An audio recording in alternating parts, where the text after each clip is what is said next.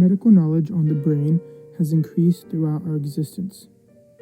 Experiments have had a huge impact on our knowledge of the brain, but there are limitations to what we can learn from basic experiments. This is when surgeries play a huge part on increasing our knowledge of the brain. The case of Phineas Gage does not disappoint, as it was a crucial impact on understanding the frontal lobe. But who is Phineas Gage?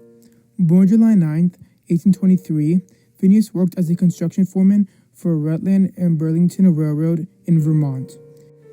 September 1848, an accidental explosion had blown a 13-pound iron bar through his skull at a high speed. It entered through his left cheek, destroyed his eye, passed through the left front of his brain, and left his head at the top of his skull on the right side. A horrible injury. Many would expect him to suddenly bleed out to death. Instead, he miraculously woke up in a few minutes and was able to talk and walk around.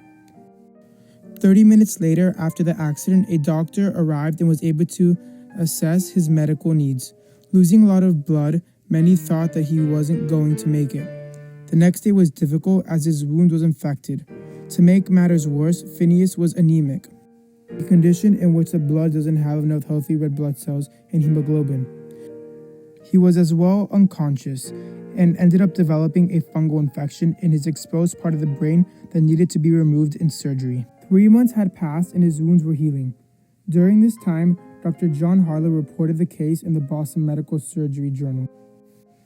After the surgery is when we see the real discovery and impact that this case had on our knowledge of the brain.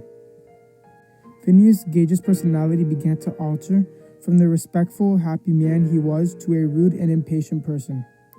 The change of his personality broadened our understanding of the brain, specifically the frontal lobe. We were able to understand the impact that our frontal lobe has on our unique personality.